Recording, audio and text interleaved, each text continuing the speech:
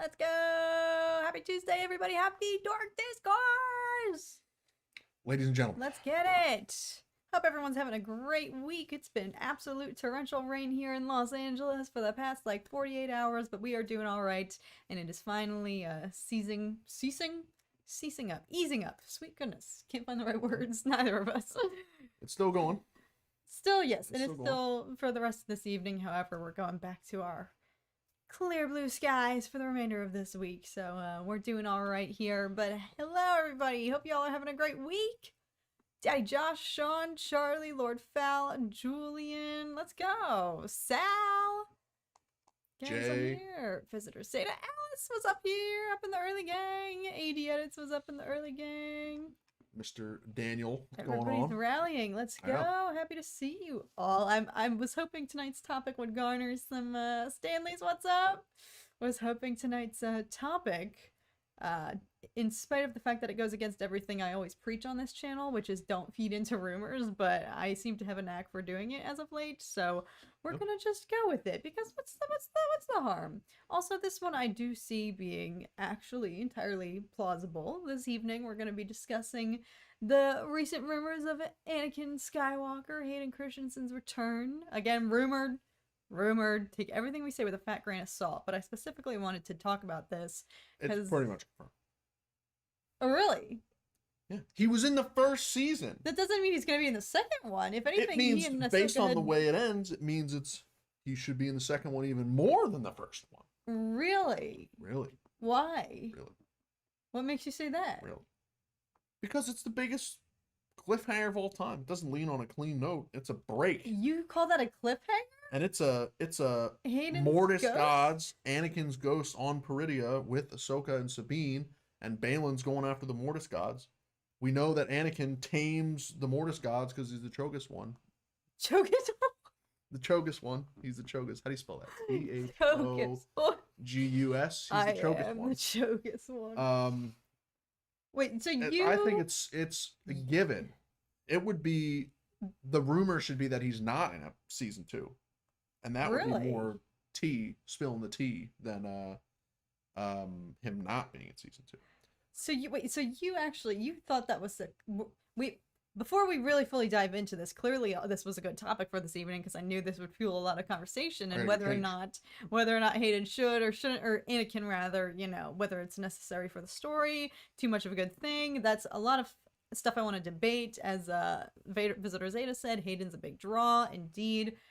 Highlights of the season were his episodes, episode 5 and whatnot. So before we do get into all of that, we're going to do a little quick sidebar for those of you who were here last week. We're going to make this super brief. Yes. If you were witness to our Percy Jackson finale predictions, as I premised, I went in pretty much blind. Any knowledge that I might have possessed as a 12-year-old from when I saw the first movie, the first film adaptation, has completely ceased to exist in my brain, so I really had no idea what was going to happen going into last week's finale. We did a little tally. Tom took note of my predictions, and we were going to rally back with you guys afterwards to see how many I got right. So Tom's going to get those ready. These, for the record, these were predictions from the original, the what was it? Not the prophecy, or the psychic. Oh my God, what is that called? What did he call? The Oracle. Oracle. Sweet goodness.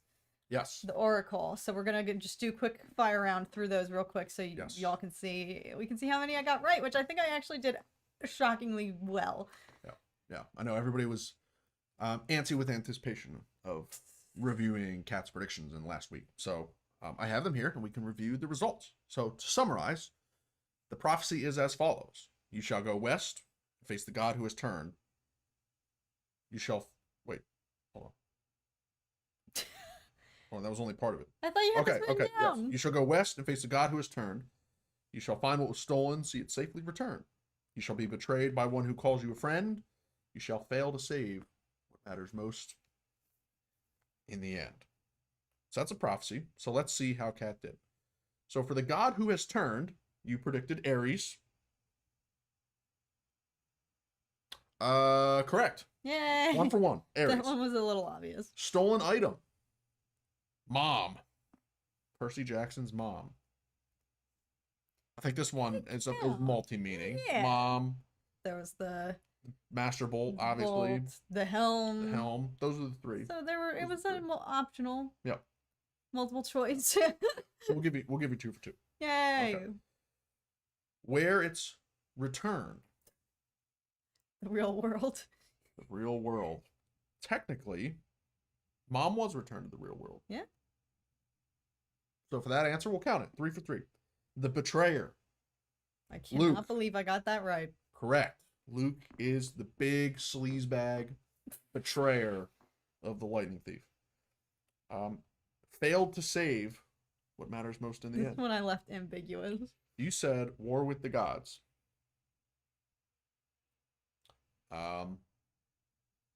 Technically that's correct, Yeah. because there was the war and it ended very, very quickly. So technically he failed to stop a war Yeah, because the war happened, but then they ended it very quickly. I guess. Yeah, that one I didn't really fully even know what I was talking about. Or is it talk about failing to stop Kronos? Yeah, I think that's what Stanley. I know that one. The Luke sorry, spoilers. I guess. Dang, we should have.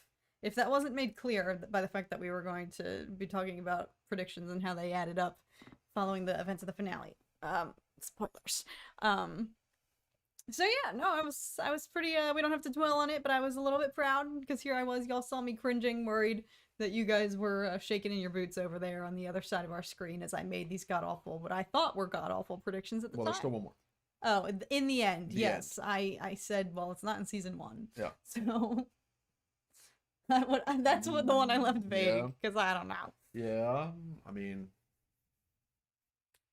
I think if you consider the end of season 1 and your answer War of the Gods, then technically it's wrong. Yeah, yeah. But if you think they'd be able to save Kronos as being what matters most and the return of the Titan, then correct. Technically not this season. So either way, one of them is wrong. They don't pair well together. Yeah. So all in all, you got a 4 solid 5 out of 6. Let's go. Solid 5 out of 6. I cannot believe. Predictions, so Quick little sidebar. Just wanted to follow up with those of y'all fellow Percy J fans who were here for our finale pregame last week. But yes, some good discourse going on already in regards to our main topic for this evening, Hayden's return. Also, shout out to Nate Mullaney for subscribing. Yeah. Welcome, Shout out, welcome. Nate. Neon Noir Lounge. I like hearing your thoughts here. I don't think Hayden is the biggest draw. I think it's nice that he's there, but Ahsoka overall is great. Yeah, this is something on top of the other discussion of what Hayden's role in a second season could be. I wanted to hear from you guys, from the public, whether it's necessary and warranted, and if it's possible to have too much of a good thing. Like, if him appearing again in season 2 depletes the hype surrounding the special moments that he had. Just give me a bit, says AD Edits. Right? Like, I will give it to them. Coming in from all of the trailers, when the official Ahsoka season 1 trailer originally dropped and they dropped Anakin not just once but twice, I was still skeptical, but really I was in a position of, you can't name drop him and not have him be a pretty significant part of this show. He was on like the mid-season poster. Yeah. So his involvement was more than I even thought it was going to be, which I wanted, which I was hoping for. So that said, going into season 2, does it sully a good thing to, have a little? I don't know. I could be in the same boat as Alex AD Edits, like maybe just a smidge. But let's get back to what you were talking about. So you think the season 1 final shot of Anakin's Force Ghost is a cliffhanger? It's not a resolution. They're in an entirely different galaxy, stranded. They failed. You got Balin looking after the Mortis gods. Shin is lollygagging with the turtles or something, off doing whatever she's doing. Nothing was resolved at all. Nothing was resolved. Yes, other than the glaring fact that Ahsoka and Sabine, other than everything went wrong, everything possible that they were trying to prevent from coming to fruition happened. Thrawn got back, and they are stuck there. However, snippet with Anakin, I interpreted it as, that's why I started crying so profusely. It made me so emo because I read it as a conclusion at being at peace for him. You know, seeing him in, it seemingly was Force Ghost form, seeing Revenge of the Sith Anakin as Ahsoka knew him pre-Vader, coming off of all of the resolution that we got, the closure, the emotional kind of hashing out of, Anakin himself saying, I'm more than my bad deeds, as you are more than just the apprentice of who I became, Darth Vader. Like, I read it as that is closure for him. For Ahsoka's emotional turmoil. He's been at peace with that for a long time. Yeah. Also, shout out Dave. Lights are changing. Oh my gosh, wait, yes, thank you for the reminder. Thank you for the super chat. But yes, oh my goodness, I'd be remiss if we didn't give shout out where it's due to Grief Karga himself, yes. Carl Weathers, who became one with the Force. I know, that news this week was, like, heartbreaking. Like, it's just every time news like that drops that we've lost a legend like that, I always just don't believe it. But that one in particular, I refuse. Jesus, get out of here! Sorry. Stupid Funko. Alright, well, Luke Skywalker just got a face full of carpet at 100 miles an hour. These Funko Pops, I try to adorn these, like, 3 inches of space right here next to us, and these Funko Pops never cooperate. So sorry, I lost my cool. But yeah, no, that one in particular, he did, Alice. It's so tragic because he was still so young, and just he was kicking. He was so full of life. He was just at Celebration in spring, and remarking on how wonderful his journey has been, not only getting to star in Mandalorian, but as we know, he directed some incredible episodes. So it's tragic. And as a Philadelphian, the Rocky movies, Apollo Creed, like, watching him and Sylvester Stallone, it's tragic. It's big loss. But he, of course, has a wonderful legacy in the amount of the outpour of love and great memories that people were sharing following the news. No, we're losing connection. I think we had the spinning wheel of death over here, but we're back. We're back. Don't let that strike you. We're here, G. Well, don't expose the secrets of the production to the audience. I hate to be just out here blabbing, running my mouth. There's nothing you can do about it. And knowing that we're just coming off in frozen pixels. We're not. That preview is always awful. Yeah. It's never that bad in the actual. Yeah, true.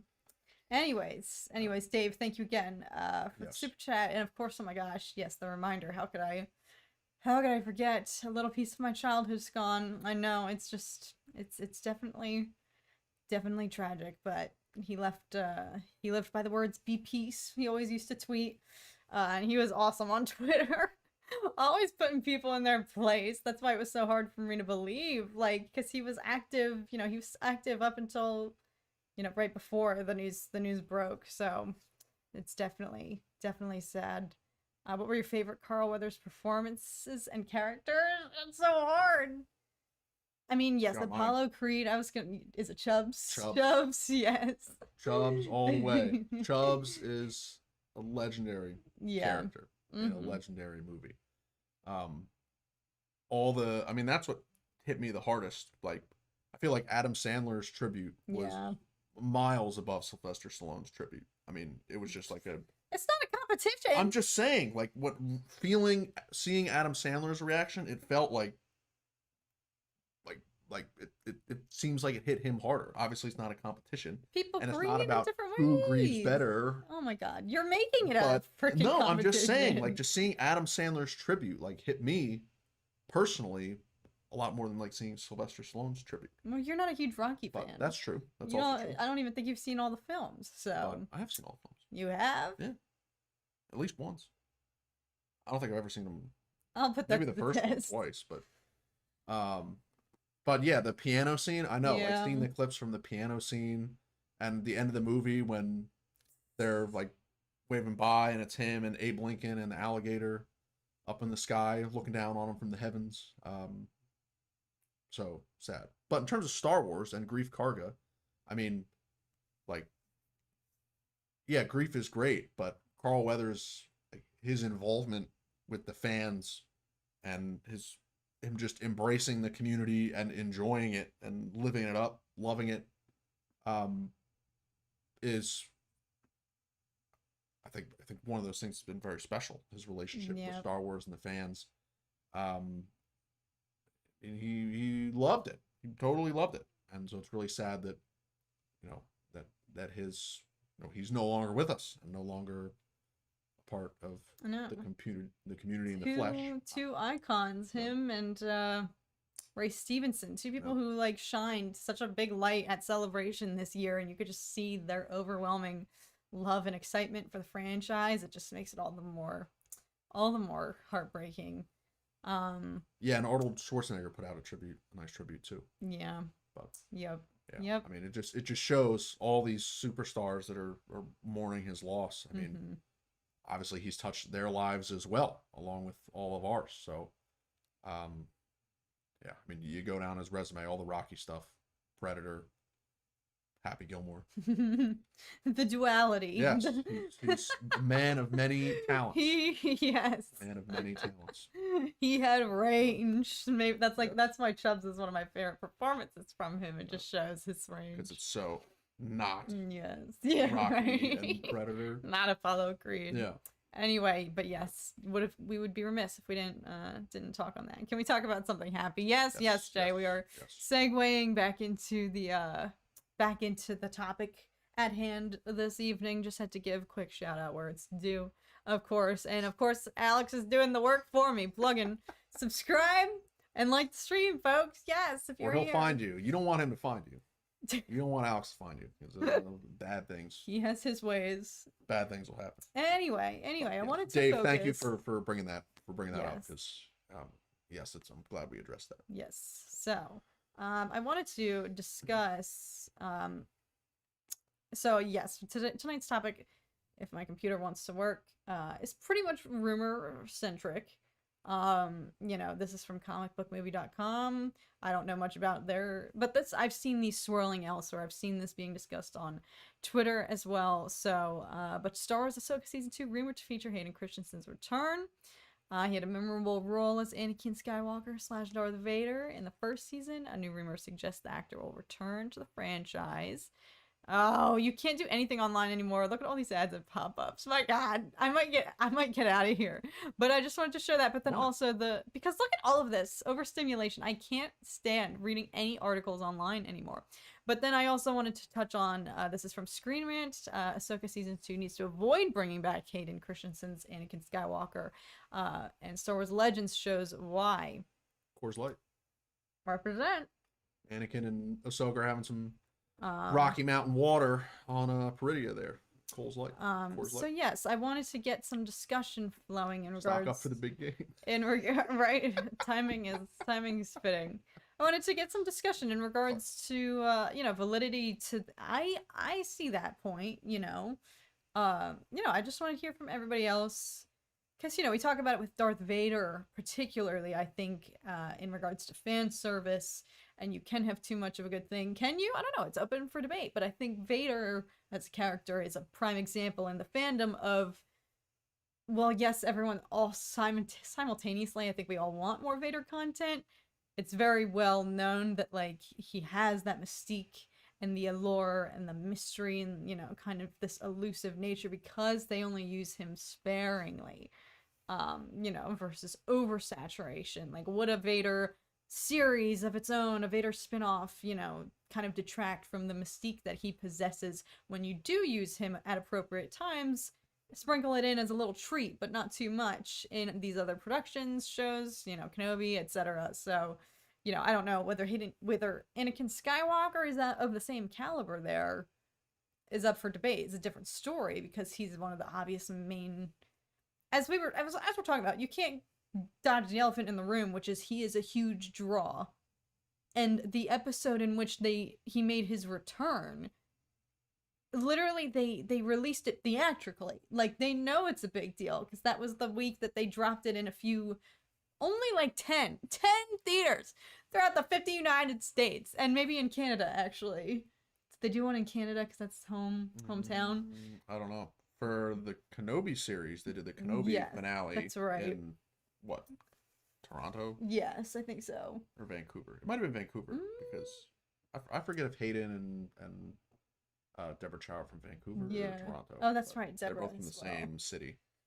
But yes, so like and that's unheard of. That was like that news barely even broke. I saw it on Twitter and immediately rushed to try to go get tickets, and it already was sold out. Granted, that's what happens when you only have one showing in 10 theaters across the 50 United States. So like open that up to more of us, baby. There are 50. Disney, like what are you talking about? What are you talking? There's at least 50 other theaters in the United States. So, but the fact that they even did that's unheard of. That's new for these Disney Plus live action series. So they're aware, and I think the message has been received. The reception to himself, Ewan coming back, you know, for Kenobi. Like we don't have to dwell on it actually, but I saw this news today. Ewan McGregor says he really wants to do another season of Obi-Wan Kenobi. Let's hope they do another one. Can everybody write to Disney? Like, I think he knows too. Like the fan reception has power, especially when it comes to those two. Like I think it's been made very clear how beloved they are, and the two of them are very clearly open to coming back and reprising their roles. It's not like you're dragging them out of like retirement, you know, like wanting to, you know, forcing them against their will to do this stuff. So it's like that's the other, you know, kind of like argument as well. It's like, well, if Hayden rather, in regards to Anakin, wants to keep doing it, then why stop him, you know?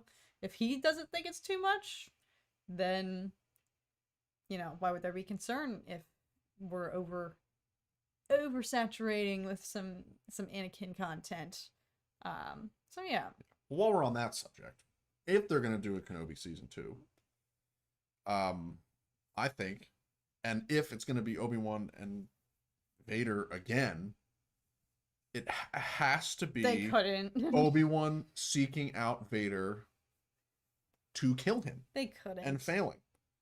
I think the biggest, like, the biggest hole that's left after Kenobi, and granted, I love the story pretty much all the way through.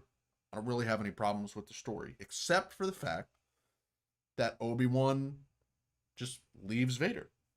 Yet in the original trilogy, he and Yoda are like, oh, you must kill your dad. You have to go kill Vader. If you don't kill Vader, then the Emperor's already won. Like, they're getting in Luke's head saying, you got to kill him. It's the only way. But the Kenobi show says, oh, Obi-Wan just yet again fails to actually deliver the final blow. So I think the one way that Kenobi season 2 could work is if Qui-Gon and Yoda, like if Obi-Wan is giving them the debriefing of what happened and saying, yeah, I failed to kill him again. And they're like, what do you mean you failed to kill him again? Like, you got to go kill him. And they like set Obi-Wan's mindset differently to be like, yeah, he's at peace with himself. He's over the guilt. But they bring him back into reality of saying, this guy's a monster. This guy has put the galaxy into pure chaos and torture. Look at all these things he's done. You saw him snap a kid's neck for no reason in the middle of that village on whatever mining world that was. I forget the name. Malpuso. Mapuzo? Something like that, right? Malpuzo? I think it's Mapuso. Mapuso? Not malpractice Puzo. Whatever it is. Yeah. Mal something. Yeah. Puzo. Whatever. Like if they bring him back and then Obi-Wan actually seeks out Vader to try and kill him, then that would kind of bring the mindset full circle. And it's like, okay, Obi-Wan tried 2 times, he couldn't. He sought out to kill him, and he couldn't actually, and he like was in the mindset to do it, but then for whatever reason, he's unable to. And like Vader actually like really overpowers him, and he like barely escapes or whatnot. Like if Vader then becomes stronger from this incident to where he's like truly more powerful than Obi-Wan, and Obi-Wan can't do anything about it, then at least that bridges that gap between the Kenobi season 1 and Obi-Wan and Yoda's mindset in the original trilogy. How that would all work, I think, would be very interesting. I think there's a lot of questions there of, okay, how does Obi-Wan actually seek him out to try and kill him? No, because the more you have him leave Tatooine and encounter Vader, the more it just weakens the believability that he was able to live there forever. And that Vader never went there, never sensed Luke, never, didn't take long for Reva to sense that Kenobi was protecting somebody, She didn't sense it. Well, yeah, she got the hologram. She got some context clues. She got the hologram. But then she was able to put two and two together and realize, oh, this is Vader's children. Like, I don't think... It saddens me because, yeah, I want more Ewan and Hayden both. Like, and Kenobi is the perfect avenue to bring them back. So it saddens me to say this, knowing that they are both advocating publicly and like trying to rally fans. Like, they know the power of the fan base. They've felt it. They've seen it. You were there in person in Celebration in 2022 when the crowd erupted. One of the best days ever. Yep. Yes, and we have chilled. Yes. We whenever we need to just feel something, feel a jolt of being alive, we rewatch that. Like, literally just to feel something, and I have chills every single time. And envy you, eternally because you were there. But like, it's no secret that they are very much beloved, and they see that, and they clearly are loving it and want to come back. So it pains me to say this, but I don't think there should be a Kenobi season 2. I just don't. Even with everything you're saying, I'm not saying it should be Vader. I'm saying if they're gonna pitch Kenobi season 2 as Vader being involved, that's the only reason I think it makes sense. I think that it makes sense if you're gonna do season 2, don't have it be Vader. But then the question is, then what's the conflict? What's even the point? What's the conflict? What are we dealing with? I know someone said, Skywalker's Academy. Mace survived and he hunts Luke knowing he's Anakin's son. I mean, I love that idea, but the stretch. I think it would be better if Mace just hunted Vader. If Mace just survived and went after the Source, went to get his revenge on Anakin and Vader. Dave, thank you so much. Look at the lights. Dave. All the lights now, baby. How about Vader employing Boba Fett to hunt Obi-Wan? Oh, that could be cool. Yes, because it is very clear. Granted, everyone is saying, Deborah Chow herself has said they wrote it to be the one story, conclusive, season 1. So, but I don't think it's entirely out of the question, because they definitely planted seeds with Kenobi's training with Qui-Gon now, and, Vader had that little heart-to-heart with Palpatine where, Sidious calls him out and suggests, do you need to go to therapy because I don't think you're over him? Like, I need your full attention. I need your full focus. And Vader lies through his mask entirely. You can tell. He's like, no, I'm not even thinking about him. I'm over it. But he's lying. It was dripping with the subtext of he's 1,000% not over it. Yeah.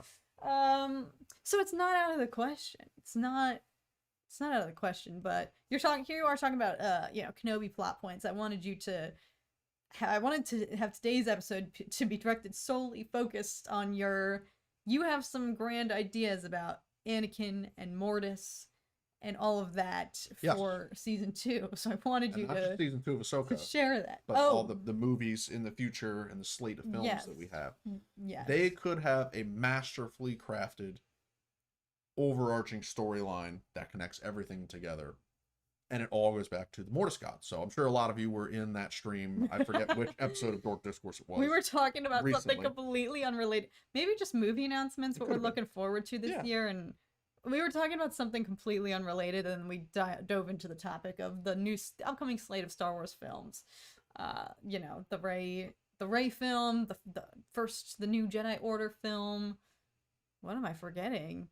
The Dave Filoni. Well, now there's the Mando film. There's also Dave Filoni's film. So the slate is growing by the second.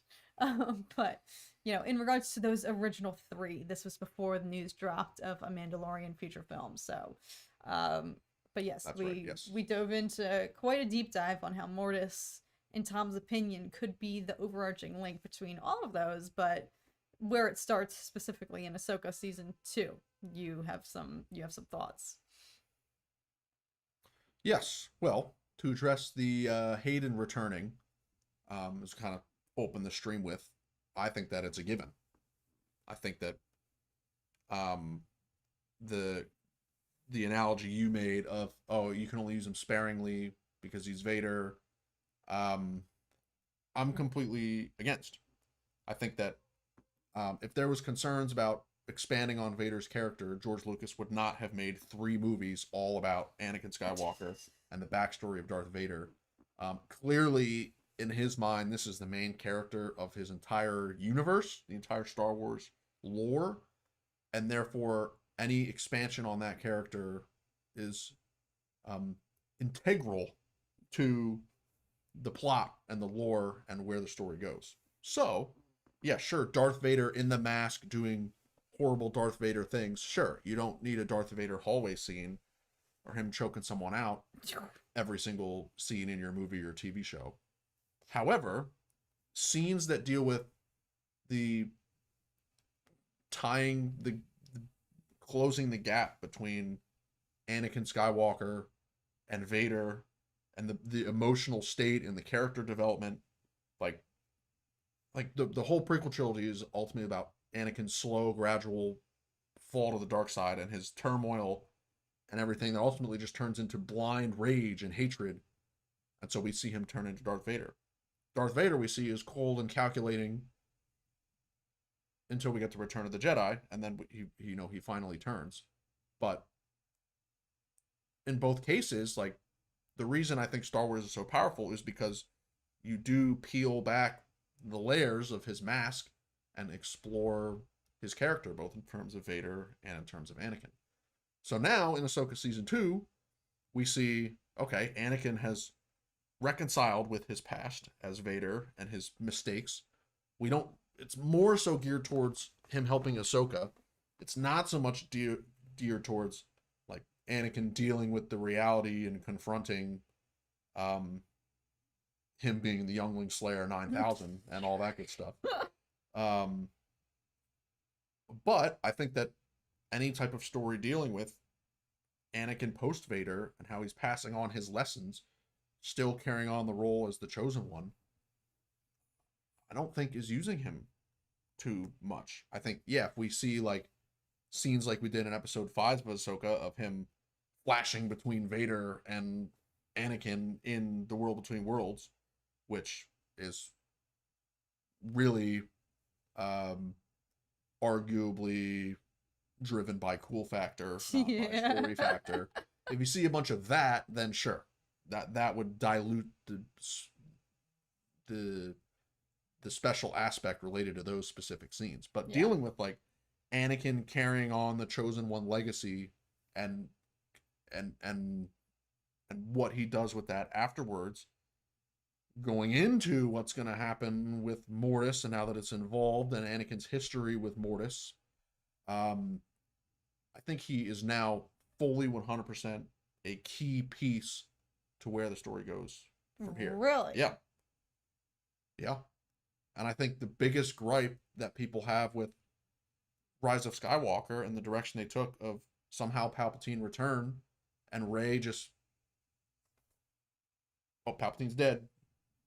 Blocking. Granted, she was all the Jedi, Palpatine was all the Sith, but like, I think the biggest gripe with that is that, oh, it totally undid Anakin's sacrifice and the final task of the Chosen One. So I think that at least my take after watching Ahsoka season 1 is they are trying to make it clear and obvious that Anakin is the Chosen One, and here's all these things why. All these reasons why. And the fact they're involving Mortis, Anakin, Ahsoka, Sabine have gone to this other galaxy that happens to be the same, has some tie with the Mortis gods, shows that, okay, the Mortis gods, one, are real. They're not to be reckoned with. It's a real thing. They're establishing it as this is canon. It was not just some throwaway episode in the Clone Wars. It's like the main episode in the Clone Wars. It's in Rebels, and now it's referenced in Ahsoka, a live-action project. And what do we know from the Mortis gods? That they are bigger than the Jedi. They're bigger than the Sith. Yeah. They are like the manifestation of the cosmic force in beings. They are the all-powerful beings that watch over, yes, Force wielders, but also the cosmic force and creatures. And I mean, Force is surrounded by all living things. It connects us and binds us and bounds the galaxy together. So they are the true masters and managers of the Force as a whole. The Jedi are wielders of the Force. The Sith are wielders of the Force. Bendu is a wielder of the Force. The Loth Wolves are wielders of the Force. The Force comes and is used by creatures and humans and aliens of all different shapes and sizes. But I think what they're trying to make clear is that the Mortis gods are the keepers, the key, the heart of all of that. Just like essentially the wills of the Force, like the embodiment of the will of the Force. And so what do we know from Clone Wars? What we know is that Anakin was summoned by the Father, the head of the embodiment of the Force, that you need to replace me. You're the chosen one. The Force created you to restore balance, to be the keeper of the Force, to keep everything together, both light and dark. And we see in that episode that he's able to tame the daughter and the son, whereas Obi-Wan and Ahsoka obviously can't. He is able to tame them, proving that he is the chosen one and he is the rightful heir to replace the father. So then fast forward 50 years later, well, probably not 50 years, 25. I'm not gonna try to do that. No, yeah, like 50 years. Fast forward like 50 years later, and wait, no, he would be 50. Okay, no, 25. 25 years later. Fast forward like 25. That's quite the years later. Yeah, 25 versus 50. How can't you decide? If we're talking about Mortis, Clone Wars, you got Revenge of the Sith. Okay, probably like 30. Probably like 30 years. You got a couple years to Revenge of the Sith based on the Mortis. Then you got 20 years to New Hope. Original trilogy is like 5 years, a little bit after that. So like roughly 30 years. We get to Ahsoka. And now he appears in form, in real-time Force Ghost form, for the first time ever in the history of Star Wars, and it's on Peridea. We see that Mortis gods have some type of involvement there. Baylan is searching out the Mortis gods. And Ahsoka is aware of the Mortis gods, because she was there on Mortis with Anakin. And so I think they have a real opportunity here to say, yes, the Jedi and the Sith are wielder of the Force. All these things you know about the Force are true and accurate. They've created conflict in the galaxy as a whole for ages. For ever since humans and aliens, people, creatures learned how to harness the Force and use it for either good or evil. Throughout all of that time, I think they're setting it up so that the Mortis gods have been there the whole time. And so, Ahsoka season 2, Anakin and Ahsoka figuring out what's going on with the Mortis gods. Why, what has changed since they were on Mortis, and Anakin rejected the father's offer to take his place. Has that led to some imbalance? And I think ultimately, the best thing they could do to cement Anakin's legacy as the chosen one is to have him actually take on the role of the father and become the father of Mortis, which would explain a lot. It would explain why he's totally missing from the sequel trilogy until Rey is looking at the stars. Other than being deceased, other than Luke the glaring is deceased, Obi-Wan's obvious... deceased, Yoda's deceased. Well, we don't see Obi-Wan. The glaring obvious was that anyone and everything from the prequel era just wasn't a part of the sequels in general. The obvious answer is that they were just establishing different generation, different era. But if you look at the Star Wars lore, it's a disconnect. First 6 movies are about Anakin being the chosen one. Not in it at all. Yeah. Yeah. And then they create this new conflict of Palpatine coming back, seemingly undoing his act as the chosen one. But if in Ahsoka season 2, He goes on, takes over the Mortis gods to prevent like some crazy conflict, and then uses that position to, ultimately prevent some complete and total collapse of the Force, or, ultimately is what prevents Palpatine from being able to regain true power.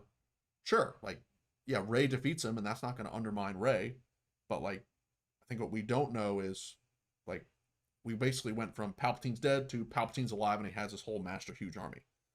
If Anakin taking over the father of Mortis helps to, like, unveil the secrecy around Palpatine and to help gather enough resources and balance the Force to a way where it's impossible for Palpatine to truly return, and ultimately grant Rey the power that she has, all the Jedi power, together with whatever happens with Ahsoka on Peridia, because she's missing as well. We hear all their voices, so we know they're still alive. We know they're still there. And there meaning in tune with the Force. So I think that it would help bridge that gap in understanding and lore a lot. And then tying it in with the future movies, it's like, okay, if Anakin's going to be the father, Ahsoka is already literally the daughter, because the daughter is why she's alive, and Morai and all that. So Ahsoka is literally the daughter. If Anakin becomes the father, what happens with the son? Is there a new son as well? But regardless, if the whole point, the whole path they're going down is Anakin becomes the chosen one, bring true balance by mastering the role of the father, I think that could lean into kind of like what we were talking about in that previous stream, the 3 movies that they're going to come out with. And yes, they're saying that it's 3 independent movies, totally different time periods. But if they have this overarching theme that encompasses the entirety of the time period, Mortis gods, then I think it just brings it all together, and you can have like a trilogy, but that trilogy it would be upping the weight of impact of, it's not just Jedi Sith, it's literally the masters of the Force, and the Jedi and Sith,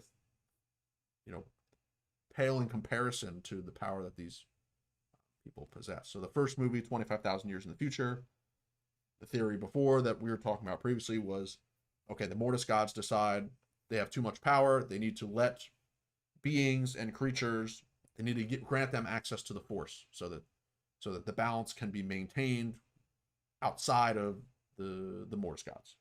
3 people can't hold all the Force power in the universe. Let's dilute it. Let's spread it out.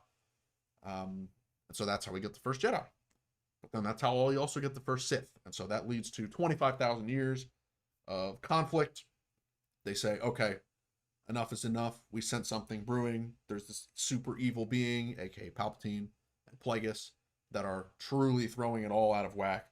We need to create clearly we failed. We need to create the next being that is to take over and truly herald in a new era of Mortis God management of the Force, which is why Anakin was created ultimately by the Force, and they could tie it in that it was the Mortis gods and them that go in and create this being to take the place and bring ultimate balance to the universe.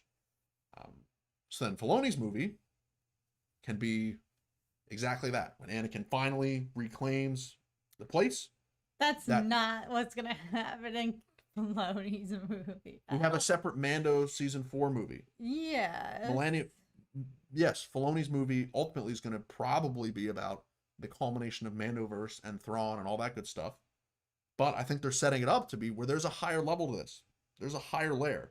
Yeah, we've been talking about in the streams and everywhere else of like Thrawn obsession goes nerds. I know we are nerds. We've been ranting for ages. I think it's more of like an introductory, like nerds, fellow nerds. Well, no, it's fine. Obsession can call me a nerd. He can call you a nerd. We are, because we are. We wear that title. Do you see what's in the background here?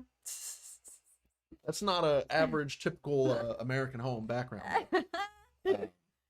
But anyway, yeah, Filoni's movie, yes, will be the culmination of Thrawn. But we've been saying, like,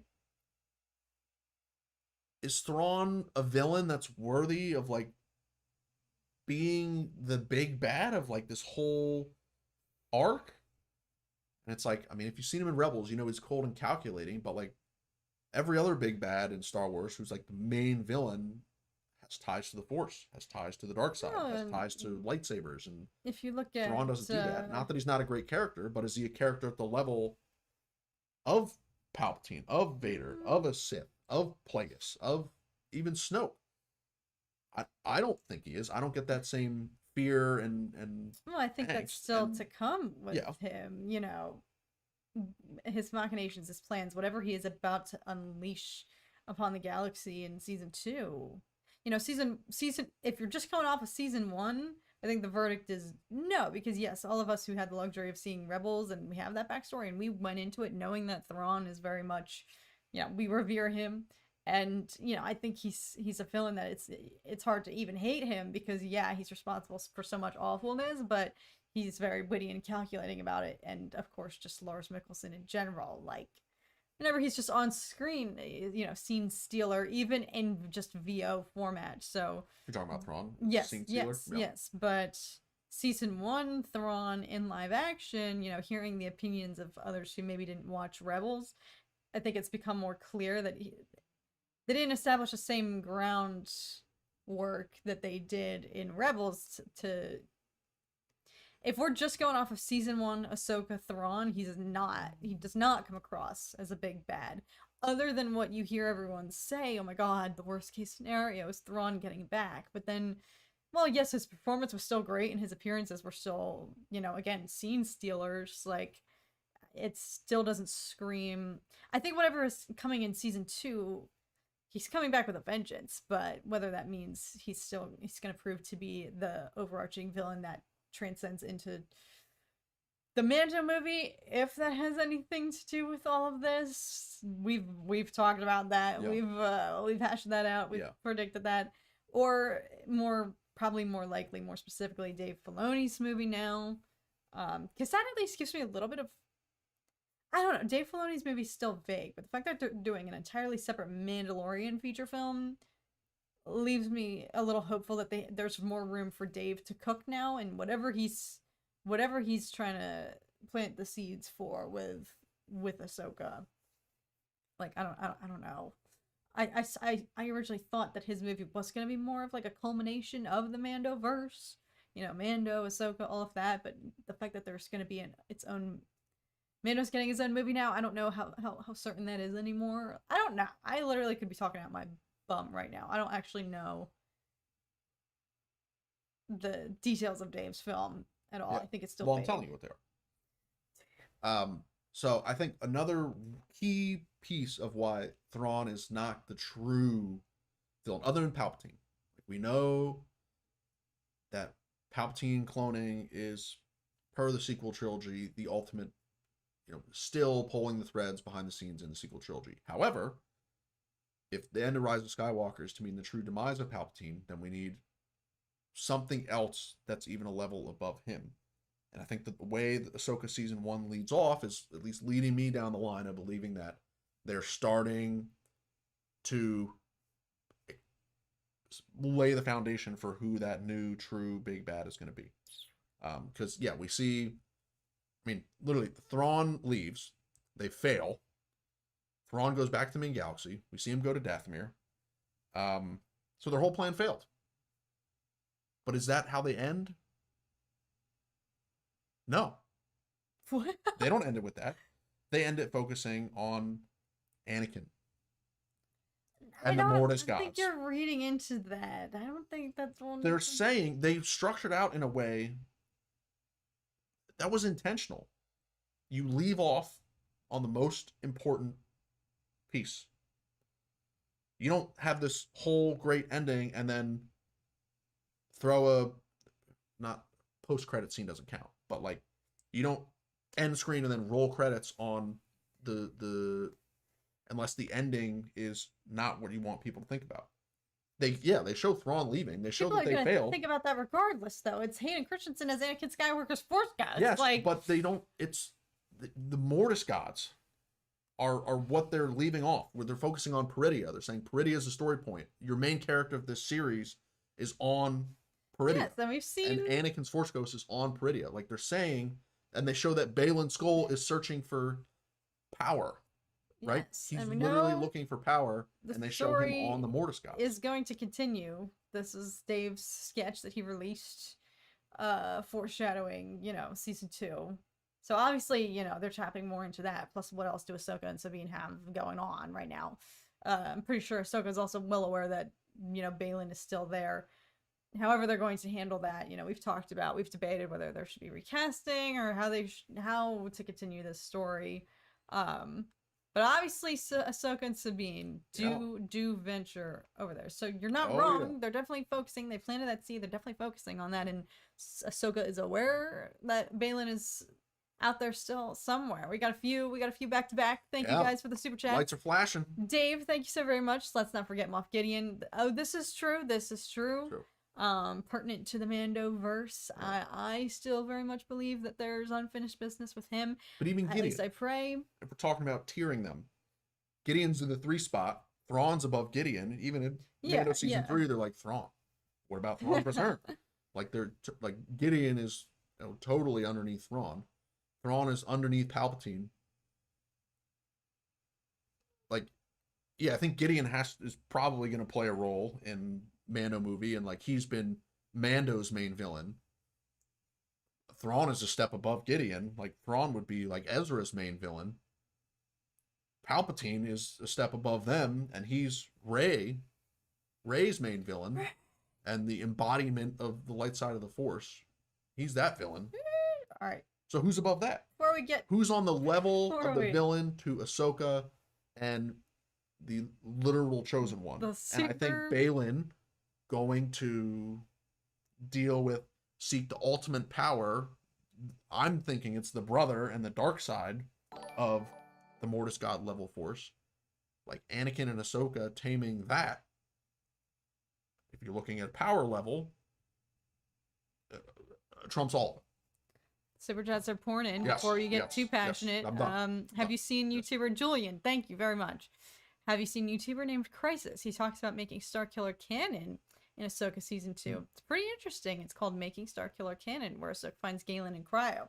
I have not seen that. This is actually the first I've heard of this theory. However, that would be wild, especially because the two of them just have the shared little shared trauma bonding there with both being apprentices of Vader in some capacity. So we can keep talking about that. Dave, thank you so much again.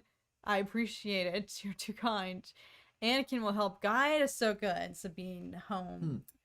Yeah, like this is what I'm beginning to wonder. And before I go on a tangent, Obsession, thank you so very much. Apprentice level member for 24 months. Holy shnikes, let's go. I really appreciate you and all that you do. How is everyone? Hope all is well. Looks like you guys are having fun. We are. We're getting into it with the Star Wars rumors. Always make for some good theories, good discussion, good conspiracy. Yeah. But this is what I'm beginning to wonder. I know this would be like a cheap way to even. Well, I'm hesitant to say it if it comes to fruition, but like, is Mortis somehow the answer? Is going here, embarking on this, Sabine and Ahsoka heading this way? Because we know they obviously have to get back. Do they, though? I mean, I don't They spent the whole season saying it's impossible to get to this place. And their only way of leaving leaves. Their only way of leaving leaves. I think they're saying, like, I think that's why the season 1 is just so, like, mind-boggling. You're like, you've taken your main characters, put them on another galaxy, and they're stuck there with no way of getting back. But what is there? Mortis. Why is Mortis and the two answer of the 3 people there, including Force back? Ghosts, have familiarity with Mortis. Oh my goodness. And they know that Baylan is looking There's for technically power. 4 people there. Yeah. If you're including Force Ghosts. 5. There's more. Yeah. Who knows who else is there? Yeah. So there's enough characters there that, like, if Baylan takes control of Mortis, then it's over for the whole universe. Like, I think they're needed more so on Peridia than they are with the main galaxy. Ezra can handle Thrawn. He already took Thrawn out of the galaxy. Ezra's fine, even if it's just Ezra. But guess what? We also know Luke, mother effing Skywalker, is there in that galaxy as well, and he would have no problem with Thrawn. So if you've got Luke and Ezra and the New Republic, there in the main galaxy dealing with Thrawn. You're saying everybody You don't wouldn't have a need- problem with You don't Thrawn, need Anakin. but clearly whatever I am reading, They're all it saying as that Thrawn's a Thrawn's problem. return is the catalyst, though, that paves the way for the already fragile New Republic to crumble enough to the point that a First Order Yeah, can it could rise be. up. Like, I don't But the think First they Order's do. already rising in the ashes. We see with the Shadow Yeah. Council, like they're already building it. Thrawn, like they already have the foundation in place, with or without Thrawn. I think Thrawn could be the Yeah. spark plug to actually start like Spark a that will major light the conflict. fire. We know they ultimately all get exiled out to the unknown regions, but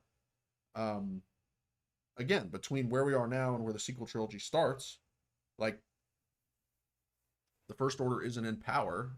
There's whispers until they blow up Hosnian Prime. Yeah. But like they're not, it's not like we jump into Force Awakens and it's like we jump into A New Hope where it's the Empire at its peak. Yeah, the First Order is not at its peak yet. That's true. So we can't go from like, yeah, Thrawn heralds in a new age, a new era, to where we go in the sequel trilogy, and it's where it is. So like, yeah, there's going to be a conflict. Obviously, he's going to have his army of the dead. There's going to be a New Republic versus Dathomir dead Night Sister army conflict of some kind. Ezra, we know Ezra is going to be involved against Thrawn. I mean, I would think Luke would have to be involved. He doesn't have an excuse. He's still in the galaxy. He's not on the other side of the universe. He's still there. We know his only student walked out on him. So you'd think that he would have to be involved. But who knows?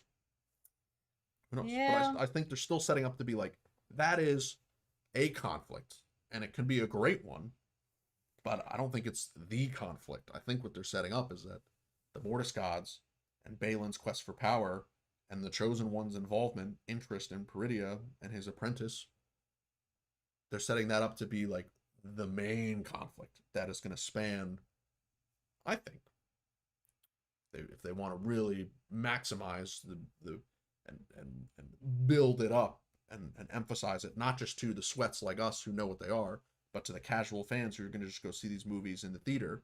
If they set up a conflict that spans multiple movies and spans multiple shows to the level of, okay, Anakin has a new role and it's way more important than any other role he's ever had before. He's way more powerful, dealing with the Mortis gods and the impact that have on the greater universe. I think they can still do all that, but still have the conflict and threat of Thrawn, the political conflict, would you say? Call that the politics, versus what they're doing is way above politics.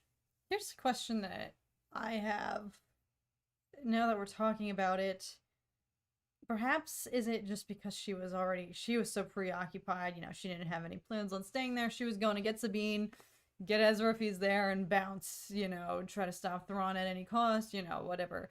She had other things on her mind, but is there a reason? How is it that, because as far as we know, my question is, what's going to prompt Ahsoka and Sabine to discover the Mortis stuff, other than maybe, they know Balin is still there, so what, do they go looking for him? Like, what would benefit them from even finding him?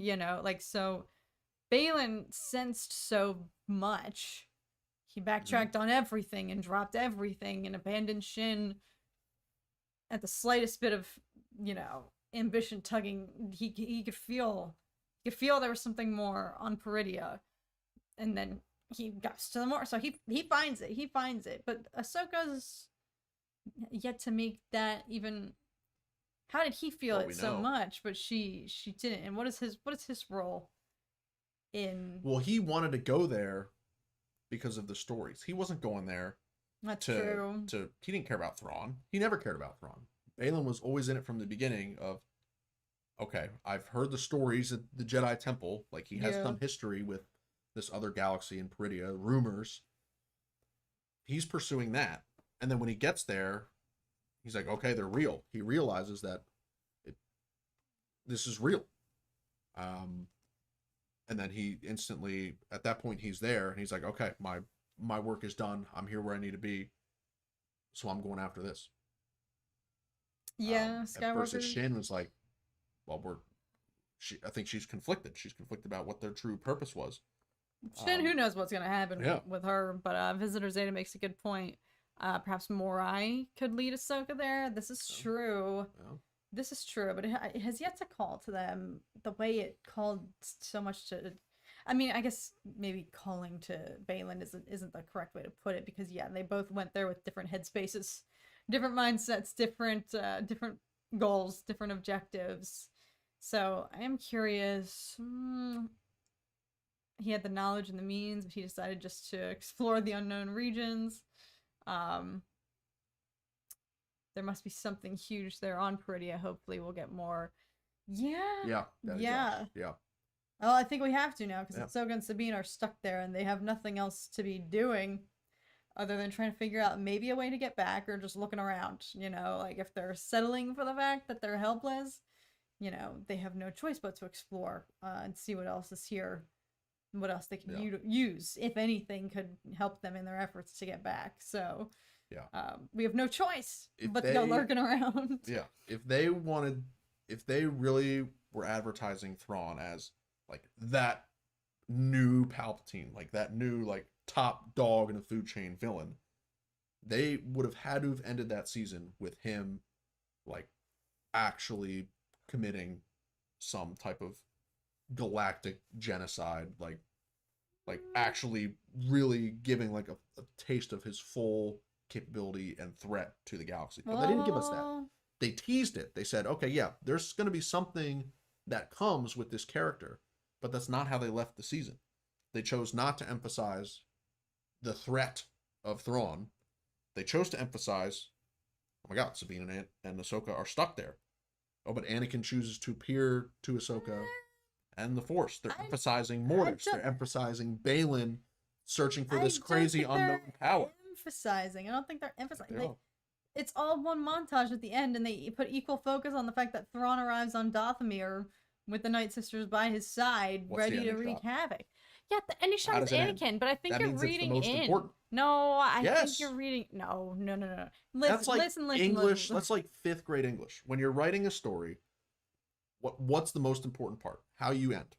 That's the thing that people are going to leave with the most. Yeah, so you could read that save as your most important point for last, because that's going to be the most likely to stick. You could read that as though, the most important personal issues, internal conflict for Ahsoka were this lack of closure, lack of peace, and acceptance of who she is and who her master was, and the constant battle with the grief and just questioning if she had a hand in that, you know, and being tormented psychologically by Baylan, you know, sticking the knife in the already gaping wound of your master, you're his byproduct, you know, is it in you, you know, like that's how I interpreted that. I don't see Anakin and Mortis shots within 5 seconds of each other indicative that, I mean, I think you're just trying not to get your hopes up. Yes, because... But the reality is, they need a huge story. That's why, like, Star Wars Disney Plus, it's like, yeah, it's popular, but it's not mainstream. Star Wars used to be mainstream. When Force Awakens came out, every single person who was capable of going to a movie theater went to the movies and saw Star Wars. Rise of Skywalker, opening night, it looked like a Tuesday night at the movies. Just some random Tuesday night. Like, there's no overarching story that's, like, capturing the imagination of the general public. To your point, though, like, yeah, that's fair what you're saying. The Star Wars Disney Plus shows have a more niche audience, but Ahsoka, especially, like, yeah, I guess you would have to argue, granted, their way of luring people in was Anakin Skywalker, and I would be curious to see if viewer rankings, like, went up, like, if their numbers had a huge shift after, like, with word of mouth, after they reveal him in the World Between Worlds at the tail end of episode 4 and then episode 5. Like, I'd be curious, because that was a huge draw. And then, yeah, they had, like, a main character poster for him. So, like, but is Ahsoka and the Mortis, I don't know if Mortis is, like, because that feeds into, yeah, because everything on Disney Plus... they gotta build it up. They can't just drop it Yeah, everything on Disney Plus right now is kind of like a self-sufficient, fueling symbiotic. You have to have watched Clone Wars or Rebels now at this point to appreciate anything, which is why I think Mando is consecutively, like, the most watched show because you don't have to have watched. Granted, it's helpful now at this point, but they handle the legacy characters that they bring back and transition into live action from Clone Wars in a way that makes it so that it doesn't have to be necessary viewing. Like with Mortis, the Clone Wars is necessary viewing. You know, like I don't know. I just don't know if they would tap into that for the larger scale. I don't know. They have to make it clear that this is the most grand scale Star Wars conflict that has ever existed. That's what they have to do, and they have to say it expands on the lore. Well, yeah, they have to like if Episode 9 was like the mainstream public wasn't interested and weren't interested in it. But that's the reality of the situation. Sure, every like Star Wars fan went and saw it, but it's not like if you look at the numbers and performance versus Force Awakens and that, like, I mean, even just going to the movie theater, like we went opening night for all 3 sequel trilogy movies, and Rise of Skywalker was like, the theater was like completely empty, like no one was in there. No, Even our showing wasn't full at all. Like we could have just showed up and said, yeah, we want to go see this movie. I don't remember it being like that. Because you choose to forget. I don't forget. I was sad. I walked in the movie theater, I'm like, no one's here. No one's excited. And it made me sad for that. Versus Force Awakens, and arguably even more so The Last Jedi. Like, theaters, they were packed. You had to wait in line. You had to get there early. It was. You like, it was a totally different experience. Versus Rise of Skywalker, it was just like you just decided to go see a movie, you know, randomly with some friends, and it wasn't that packed on a Tuesday night. So I think the problem is, like, yeah, the Disney Plus shows are building this lore, but it's primarily it still feels so Star small Wars scale. Yeah, it's still No, very that's small scale. been my it's primarily biggest Star Wars fans that are watching it. That has been my biggest complaint about all the Disney Plus shows. The inability to create a menacing enough villain. Versus they did a really good job. Like, I'm not saying this is not to knock. Y'all know how I feel about Moff Gideon. Underused. Criminally underused. Like, you did. Alright, so I shouldn't say inability, because they did. They've proven they were able to create a character like Moff Gideon who, you know, it's no fault of his own that he's not as menacing as he should be. And asked 10 people who Moff Gideon is, people wouldn't know. Yeah, no. I would give 2 people saying, maybe us, because we're in LA, a little higher percentage. Yeah. Just because of being sheer in location. proximity to the Hollywood film and Hollywood yeah. and cinematic industry. No, a lot of I think people our here odds are greater. like film and television. Yes. So yeah, maybe here, go in the middle of, I don't know, Wisconsin. Who knows? Well, I think anywhere else. Anywhere else. It's slightly, but even here, if you were to just go stand on the street and ask 10 people, do you know who Moff Gideon is? Well, 2 people maybe. That's a complete different comparison. Yeah. Hey, do you know the Star Wars villain who's only in this TV show, not even on the feature films, who like is only however many years old in comparison to the legacies of Darth Vader? Like, yeah, it's a big ask to have villains equivalent to, you know, I wouldn't even argue that Kylo Ren was equivalent to Vader. No. And he was still my favorite part of the sequel trilogy. That's to disclaim, you'll know that I still stand by that. I very much think Kylo was the best written character in the sequels, and I liked him as an antagonist, but he still doesn't hold a candle, I don't think, to just who Vader is in general, or Palpatine. So yeah, my biggest gripe with Star Wars live action as we know it right now is there is that lack of, like, who's the film. That's why, like, I don't know, maybe this is also recency bias, but I find myself comparing, like, as you guys know, I'm watching Legend of Korra, you know, or even if we just talk about, like, Avatar: The Last Airbender, like, these are animated cartoons that are able to establish incredible villains, and they don't shy away from them. So it feels like there is a severe overarching threat. So Ahsoka was the first show where they really were like, this is bad. This is very, very bad. every other line, it's like, we can't let Thrawn get back. This is world ending. This is life altering. This is apocalyptic. That's like the narrative, the emphasis that they were using. But it's like it still didn't, like, Thrawn's, it's still so dependent on if you've watched Rebels, you know? Like, so now I think season 2 they do have to show proof in the pudding. All right, well, worst case scenario came to fruition, so, like, show us, you know, the worst case scenario talk that everyone was talking in season 1. Oh my gosh, Thrawn's coming back. Yeah, we don't see that for a reason. Because they don't want to emphasize that as the ending of the show. They want to emphasize Mortis and Anakin. And I don't know. Well, maybe we can dabble a little bit. That is, I think that's very intentional. I don't think it's. You think? They wanted to set up. Well, they're also setting up a season 2. Yeah.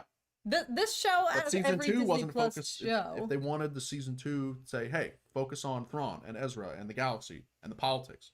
No, they didn't end it on that. Because they want to say, for Ahsoka season 2, you're going to be exploring Mortis and the conflicts here. The bigger picture. You're not dealing with the little itty bitty politics in the main galaxy. You're dealing with the Force across the universe and the keepers of the Force, which would be Mortis. Yeah, I see we've unleashed some sequel talk here in the chat. That was not the intention, of the stream, but anyway. Well, no, that's fine. I mean, it looks like Tony and Alice both had packed theaters for The Rise of Skywalker. So that's awesome. I'm glad that... Yeah, I feel like you're misremembering. I'm not misremembering. I remember being incredibly sad. There was no one in the theater when we went, and we saw it opening night. I think we just got into our seats early. Nope. We also were sitting, like, close to the front. It's not just about the fullness of the theater, which it was not, but also just the concessions outside. And entering. Like, for Last Jedi and Force Awakens... There were lines. It was an absolute... mob scene. Yes. Mob scene. Same with, like, Endgame. Avengers Endgame, theaters, absolute mob scenes. Now I'm comparing Star Wars and Marvels. Ultimately, Endgame ended up doing better than any of the sequel trilogy movies. So that's another plot point there. Well, that's different. It's not different. Star Wars is the bigger IP, spans generations. You think? And Endgame performs better than the Star Wars movies. That says something. It's like, sure, Star Wars fans and parents who want to show their kids Star Wars, yeah, they're going to go see The Force Awakens and The Last Jedi based off of how Force Awakens ends. But I think even still, like, the story itself, like, for any of the movies wasn't like a crazy new experience. Seeing the movies, it felt very familiar, which I think ultimately is it took a conservative approach, even with The Last Jedi. Like, it wasn't anything super crazy new or eye-opening or super lore expansive. Last Jedi the most so, with its new Force abilities and whatnot. But even then, it wasn't like something entirely like new and like a total renovation for cinema. So I think these new Star Wars movies, they have an opportunity to say, like, yeah, here's some familiar characters, but like, these movies are going to give you a new Star Wars experience that you haven't, that no one has seen before. Like, if they need to draw back in the general public of, like, okay, wow, that looks like a really good movie. I don't know. It also happens to be Star Wars. I don't know if Mortis is the key to the general public. Key to the general public is if you Mandalorian just say Mortis, and Grogu. Obviously, you know? no. Not even that. Yeah, that's what. Who's the most famous new Disney Star Wars introduced character of our generation? Freaking Grogu. Yeah, it is Grogu. Sorry, it is sorry. To deny that is I'm not denying. Is like, yeah. That's... But if you poll people and they say, "Oh, do you want to go see a movie about Grogu?" Guess what? Guess freaking what? That movie's gonna make effing bank. Because kids love Grogu. There's more young fans who love Grogu and Mandalorian than there are, I think, people who know what the frick Mortis is. Also, just shout out to Cal. Shout out Cal. What's this? I just watched your guys' film last night. I filmed my reaction. I'm in the midst of editing it. I'm fangirling right now that you're even here. I would love to have you and Zach back on the channel at some point to talk about this sequel. It's so good. I just have to give you a shout out while you're here. Thank you for blessing us with your presence. You are gracing the stream right now by being here. If y'all haven't checked it out yet, head over to Gen 1 Productions, their YouTube channel. You'll be seeing. I'll link all the links when my reaction comes out. So don't worry, I'm gonna be plugging away. But I just had to shout out where it's due. It's awesome. All the Grogu merchandise, like exactly, Alice, exactly. Like I just don't know. Anakin. If they released a Grogu movie right after Mando season 1, sure. But even like if you look at the viewership of 2 and 3, like it hasn't been increasing. It's been decreasing, I think, in terms of the popularity of the show. Like, I know so many people who watched the first season of Mando, but it's like, oh, have you watched this show? It's like, no, I haven't watched Star Wars Disney Plus show in years. Notice, though, the correlation. What started happening in season 2? They started introducing side characters, Bo-Katan, people from Clone Wars that only, like, sweaties, perk up to. Season 3, even more so, talking about Mandalore, it becomes Bo-Katan's story in very many ways. Like, I think there could be correlation there, which is why all I'm saying is, I just don't know. They can't. What I'm saying is, I don't think Mortis is the answer to garnering more audience members. However, at face value, yeah, you can't just name drop Mortis. However, that said, they better not freaking. I trust that Dave isn't going to, and the fact that this is what they released, with the announcement, the confirmation officially of season 2 being in the works, getting renewed. The fact that this picture especially is the one that he chose to share. I effing hope that this isn't just like some fan service little, if you know it, you know it, oh, have fun, it's Mortis, blah, blah, blah. Like, I hope this all culminates with something. Very much so. I'm not saying I don't want them to dive into Mortis at all. I'm saying I don't think Mortis is the key to everything.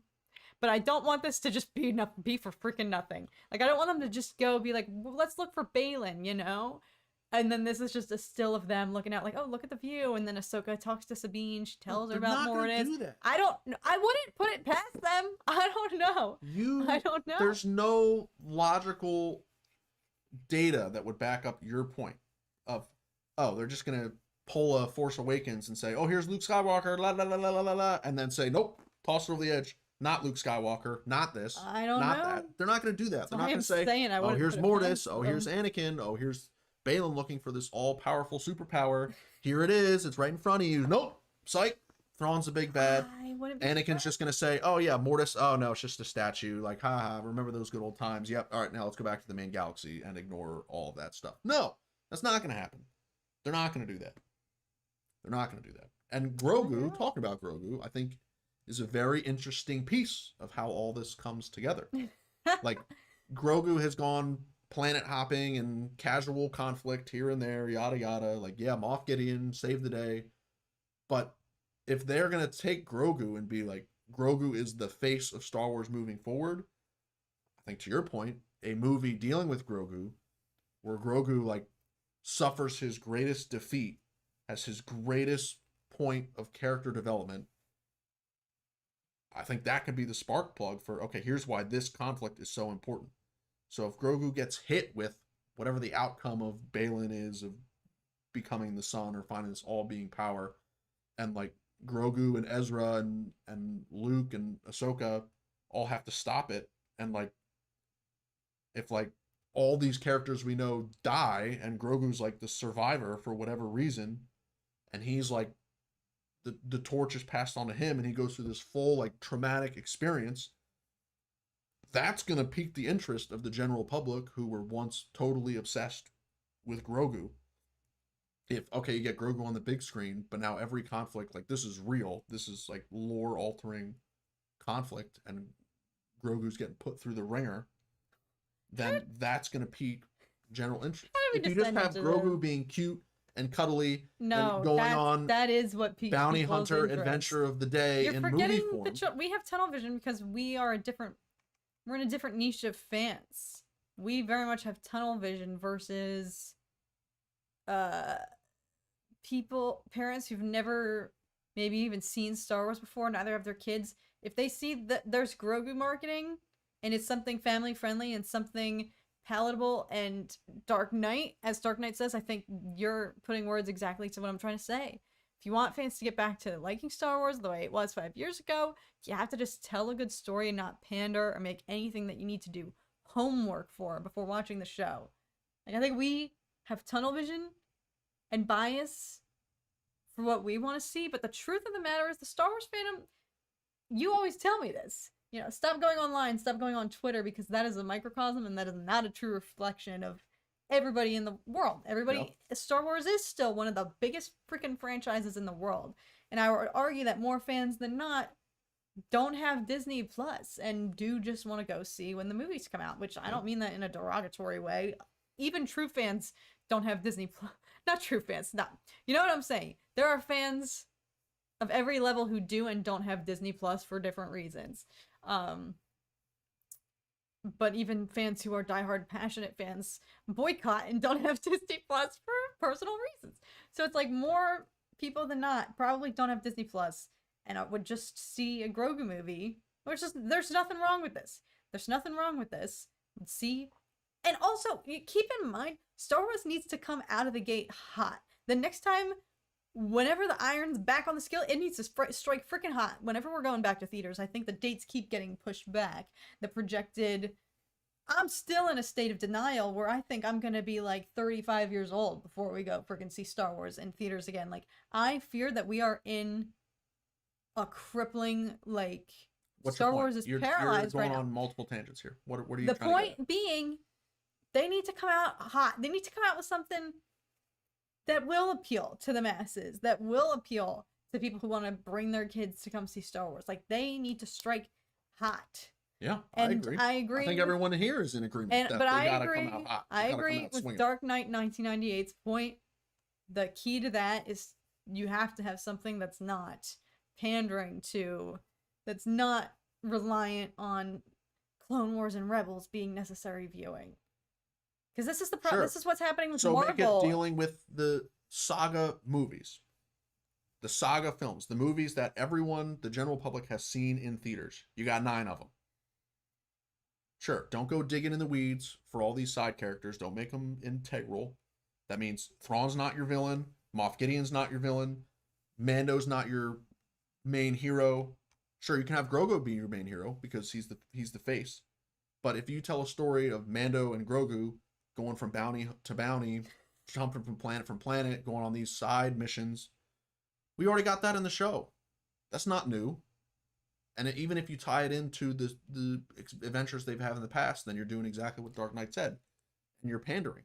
Versus, if you take Grogu, tie him into the legacy characters and the story and the lore, the Star Wars lore of the Chosen One and the dark side versus the light, you bring him to that. Take him out of his bounty hunter, Mandalorian war, sideshow, TV show, Clone Wars, Rebels-esque level of conflict. Elevate him to main galactic conflict, dealing with the dark side and the Sith and the Force. Throw him into that, create a new original story, have legacy characters play and mentor and dealing with that level of conflict, whether it's the Mortis gods and Anakin saying this is the big conflict now, or new dark side Force, whatever it is. You can create a new story with Grogu. But it has to be a new story. It has to be to a level of conflict that is above all the conflict that we've seen in any of these Disney Plus shows. And think about, you brought up Avatar earlier. Why is it regarded as like literal perfection? Because it's just perfect in every way, shape, and form. Because yes, you have all new characters, all new lore, this whole fantasy world with all these rules and everything. But at its core, it's about, you have this character who's been put into this awful situation. The end game for what his situation is clearly outlined. You know what the end is going to be. So your beginning and end are clearly defined, but the journey of that character and what in that case Aang, the Avatar, takes to go from beginning to end, yes, there's fun and laughter and, you know, things that aren't serious, but ultimately the reason it works so well is because the journey is so powerful and the writing is so good, and you take this character that you watch the first episode of Avatar you've never met before in your life, but you care about them. But you care about them instantly, and you care about the journey and the journey they have to go on. You're like, how on earth does this main character go from this point to that point? If you take a Grogu and you say, okay, yeah, we know he's force sensitive, but he's small, he's young, he can't even talk. And you say, you're the last hope. You need to go and do this crazy thing at some point in your life. Otherwise, you're toast and the galaxy's ruined. If they set that up in this movie, that is hook, line, and sinker. I mean, that's going to hook anybody. That's going to intrigue anybody. Whether you're 80 years old or you're 8 years old, that's going to hook you. And yeah, if you can have the fun and games and playfulness, because Grogu's a kid, like, you can still have that. He doesn't need to lose his innocence. But that character going through that type of journey on the big screen, dealing with the same level of conflict that we've seen from episodes 1, 2, 3, 4, 5, 6, 7, 8, 9, galactic scale level conflict, dealing with the most powerful beings in the galaxy. I think that's a recipe for success. Maybe there's been some good stuff going on in the chat here. We have expectations, Kat, due to George Lucas's amazing work of art, and he's hard to beat. I think only 2 people could top him, and that's Steven Spielberg, who worked on A New Hope, or Nolan. Yeah, I mean, we will see how the next slate of films turns out, but the pressure's on. The pressure is really, really on. I could elaborate more, but Charlie, what's wrong with 35? Nothing, Charlie, nothing. It's just I'm worried at this rate that's the amount of time that's gonna pass before we go to the movies again to see Star Wars. Cal Westis says, I think it would be really smart to make the Mando movie in the same vein as A New Hope. It just kind of throws you into a pre-existing world, and the story and characters are good enough to carry it. That's a very good point, Wes. I always want to call you Cal. I hope you don't mind if I do call you Cal. But very good point. And it could still work because Mando worked so well. Mando worked so freaking well. And there's already the innate intrigue of anyone who's a Star Wars fan. Everyone, you go on the sidewalk, everyone will tell you who's Yoda. If you ask anyone, here, back to the point. Yeah. Oh, yeah. Every single person you ask knows who Yoda is. Yep. So even if somebody's never seen Mandalorian at all, and don't even know Grogu, they'll be intrigued. They will be intrigued. Yoda. Yep. That's you're right. Yeah, that is intrigue. So there's actually the benefit there that we know Mando performed really well first season specifically, which is important to note. Nobody knew who these people were, who the characters were, but as soon as we saw that baby Yoda, I remember your first words. Those were your exact, like, a baby Yoda. Like, yeah. I think everyone remembers where they were when Grogu dropped. Yeah. When Grogu dropped on the scene. So that's like a canon event. And that moment doesn't work if Yoda didn't exist and they just put that creature in there. Like, if they just created a new creature. Obviously. It doesn't work. Yeah. So in that case, like, the history. I mean, that's like 40 years of global recognition of that image of that creature, green, pointy ears, big eyes. Yeah. Like, that works well. And it's like, so does Hayden Christensen. Well, yeah, but arguably even so Yoda. If you said who's Anakin, you're not going to get full 100% I think more people, responses. Yeah, more people know if Yoda. You say, who's Vader? Sure, yeah, you will. If you say Yoda, yeah, more people are going to, because it's the most. It's literally alien, right? Not human. Yeah. So yes, I think the image of Grogu and saying this is your main character is wow. Yeah, everybody who knows Yoda, yeah, you've got them hooked, whether they've seen Mando or not. But that sample size of people that would be interested by that image is just naturally going to spread to the general public, and the general public is going to be, curious. They're going to be like, oh, that's Yoda. Like, people who might not know exactly who, they'll put the pieces together.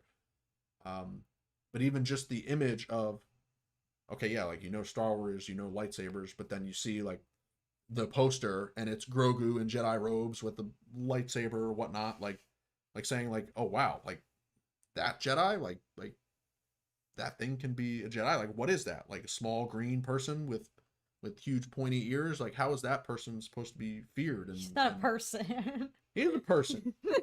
I don't Person doesn't mean human. Yeah, I don't know. Zeta, I agree 1,000% with your point. There's a reason that we're getting the Grogu movie before anything else they already announced. Right, that's so true. Not only did it get announced months later, but it's coming out allegedly first. Again, I don't know. I think the slate is still confusing, still getting shifted around when those things are happening. They should take their time with these movies and do them correctly, but it does stink having to wait a while. But no, I agree 1,000%, Josh. Is it a shame that it's probably going to be like, it's going to be like almost a decade by the time we get another, not starting from now, but starting from when Rise of Skywalker premiered, you know, I think it'll be close, verging on, round up to 10 years almost by the time we get another movie. Star Wars on the big screen, yes, that's a huge shame. But by the time, once, I'll be able to rest once we at least just get the first one. I think they have a glass ceiling right now that they just need to break.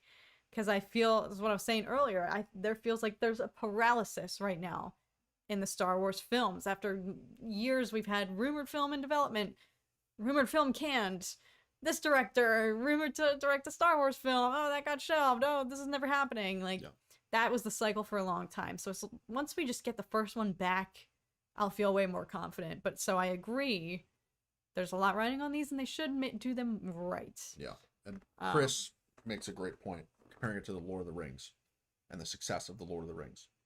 And you're exactly right, Chris. Obviously, before the movies came out, there was a huge population of Lord of the Rings fans from the books, right? It's this whole world, whole universe. And yet, the movies are way more popular than the books because, even though they came out after, because they didn't totally, like, it wasn't, it was presented in a way that it's like, here is this awesome story with these new characters, something you've never seen before. The general audience, you see a trailer for that, you're like, what is that? I want to watch that. Like, they market it in a way where it's like, yeah, here's all these things and whatnot you haven't seen before, but the story is presented. It's like, wow, that, like, you watch a trailer, you're like, okay, it's not just cool visuals and pretty pictures and all that stuff, but it's like, this is a serious story here, and I want to know more, which kind of goes into Star Wars marketing. Like, a lot of the trailers are like, they don't really give you there is no Star Wars marketing, what the story is, which a lot of the Star Wars trailers are like, yeah, you put some music to it, you get cool visuals, or they're very much appealing to the nostalgia factor. Like the Kenobi trailer. Yeah. I mean, for those of us who know and have been anticipating Kenobi, you watch that trailer and you're like, let's go. Yep. But you show that trailer to a casual fan, they're like, it's what's so special about that? Hit. Are you kidding me? Duel of the Fates. But they don't know what that is. That's all nostalgia. They don't know what Duel of Fates is. Anyone, all right, Star Wars fans, anyone who's just even casual Star Wars fans. You just said Star Wars fans. I'm talking about non-Star Wars fans. I'm talking about general public. You watch that trailer and you're like, okay, it's some music. You see a lot of desert shots, a lot of gray shots, some ships, some people. There's no reveal of what the plot is, of what the story is. We don't know what the whole story of Kenobi is until after you get through the first episode. Then you find out what the story is. I mean, it's the same with a lot of these shows. It's like the trailers they are releasing are not really setting up what the story is going to be. So I think for this movie, the trailer, they can set it up in a way where, like, here's your main character, here's what their adventure is going to be, here's the task at hand. And you can still set that up, the main storyline, but have all your twists and turns, have all your, like, oh my god, unbelievable moments. But, like, for a general audience, ultimately people want to go see a cool story that's new and interests them. If your trailer and your marketing does not present a story, it presents, okay, here's all these cool visuals, that's not going to be enough to get people into the seats in the movie theater. Sure, we're all going to go because, yeah, we don't need this. We don't necessarily need the story. If we see some cool image or something, like anything with the Star Wars label, everybody who's watching this is probably going to go see it anyway.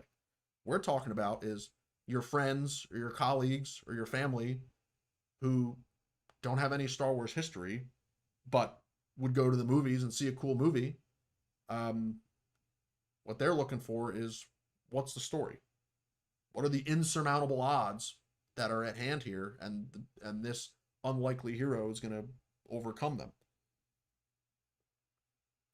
It's right. It's not even worth talking about Star Wars marketing because it doesn't even appeal to the current Star Wars marketing is non-existent. Y'all know I'll accept the title. I'm a freaking shill. I'll say it right now. I'll say it. I am a shill. You guys know I try to refrain from talking poorly because, you know, I respect everybody involved, everybody who works on these projects, and I know it extends far beyond just the final product that we see, whether we like it or not. So yeah, I'm a shill, whatever that makes me, but the one thing you guys know I am unfiltered about is how absolute garbage. I can't even talking about it. I'm about to go into the Avatar state. I'm about to go into the Avatar state because that's how frustrated it makes me. Star Wars marketing, we can't even talk about it appealing to a mass audience right now. We can't even talk about it reaching non-Star Wars fans because it barely even reaches current There is no Star Wars marketing. And if you are watching this and you work for Star Wars marketing, I want to help you. I'm saying this from a place of care. Their game plan up to this point is reveal as little as possible at the plot until 24 hours before things come out. Everybody who's going to watch it is going to have the most surprise. Yeah. So yeah, sure, it's great for the general audience of just like of us who are going to go see it no matter what, of saying like, oh, this is, we can start to think about what's going to happen. But if you don't hook people in who don't care about Star Wars, you don't give them anything to chew on, anything to pique their interest, they're not going to show up. They're not going to pay for Disney Plus. They're not going to pay for, a movie ticket to go see the movie. Yeah. Yep. Which is why, though, I mean, this to kind of bring it back full circle, because Star Wars marketing is so, I'm sorry, it's poor. It's just so bad. I'm sorry. I'm so sorry. They stepped it up, though. They stepped it up when they freaking needed to, when circumstances forced them to, because they had no chance during the SAG-AFTRA and WGA strikes, when Ahsoka premiered right in the midst of all of that, and they couldn't be relying on, frankly, people who do a lot of heavy lifting, and this is in Star Wars and beyond, the leading cast to promote the show. They couldn't be talking about any of that. So whoever took over Star Wars marketing or just had a change of heart and totally re-altered their game plan, they stepped their shiz up for, Ahsoka, to the point where I almost had to be like, stop. I never thought I'd be saying that when it comes to Star Wars promotion and premiere marketing, but it was at a whole other level, to the point where I almost was like, this is almost too much, all right? We need to find a happy medium. We got to dial it back. We just went full throttle, full speed ahead after going from like 0 to 50,000. So Ahsoka, they did ramp up their marketing, but a huge thing to bring it all back full circle to tonight's topic of, I know we've segued so much, but I knew this topic was gonna it's all together. Yeah, tie into different things. The whole topic is what's the future here? What's the greater story? Will Anakin Skywalker return in season 2? Should he return? And whether you think he should or not, it's undeniable that his name and his face will draw people in, and I'm sure that it did that 1,000%. Again, I would like to see what the stats were, what the analytics were, the jump from like episode 4 to episode 5 in Ahsoka, the viewership, because I am sure he had a big thing to do with it. He had a lot to do with it. Yeah, sure. Star Wars fans, casual Star Wars fans who aren't watching all the shows, you see Anakin, sure, you want to know what he's up to. Yep. You want to see that character again. And Kenobi, that got the most views. Random, Joe Smith on the street. Not trashing that name if there's a Joe Smith watching the stream, but Joe Smith on the street, Patrick Mahomes on the street. What? What are you trying to say? Like, they're not gonna go download Disney Plus and watch the show just because Anakin's in it. No, but I think a lot of people did for Kenobi. It was an up. Kenobi was an up.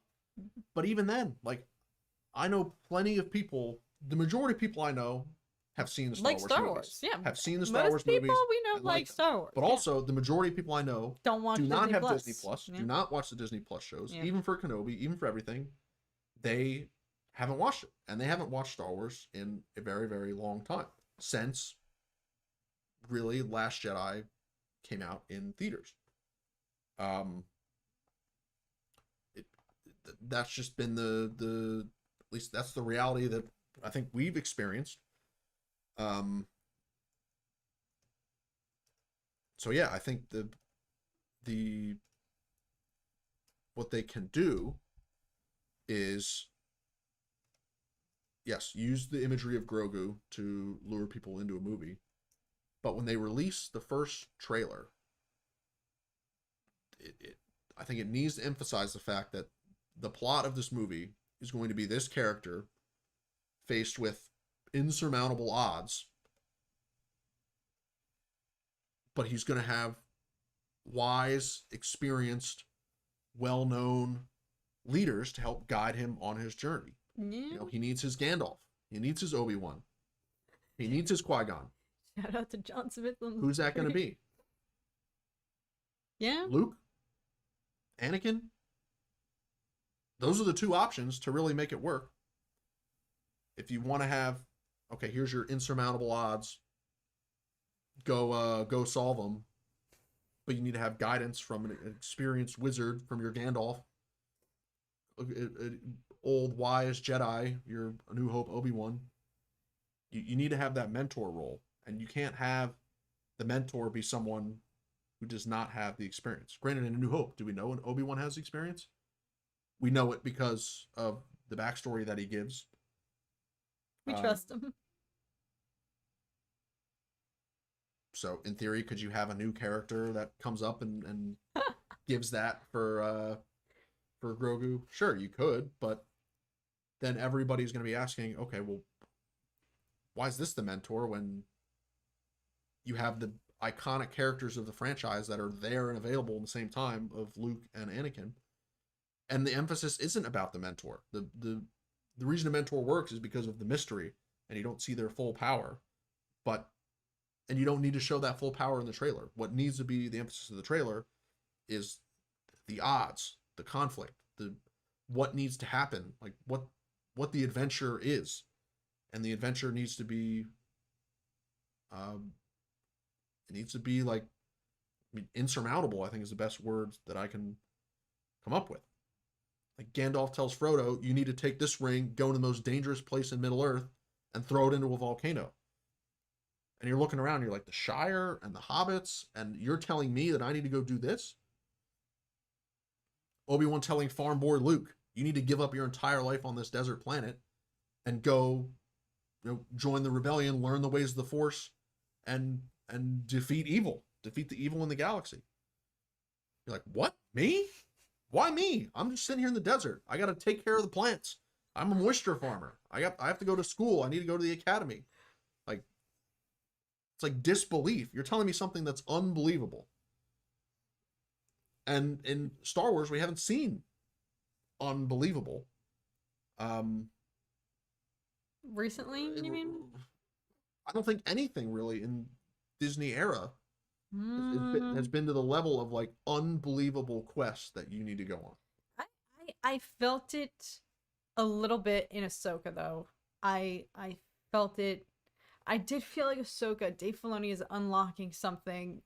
Like when she summoned the Purgle and they took off and she said her goodbyes to Hera and they left, like I did feel that felt like the most high stakes, life altering, impossible task. Who knows what their fate is going to be? Also, the stakes of that's a great example. They might be left there forever. Like that felt like Dave opening a new door in the possibility of bring high stakes back to Star Wars. But that piece wasn't in the marketing. If they had said in the trailer, like, you need to go to this other galaxy, the risk of never coming back again, to just a random Joe Smith or Patrick Mahomes on the street, that's like, what? This person like has to leave everything and risk never coming back to the galaxy that they know and love? Yeah. That's a hook, line, and sinker type delivery. Everyone was joking about you just calling out random Joe Smiths who said it. He's feeling a great disturbance, as if someone on the internet is indirectly calling him out. Joe Smith, wherever you are.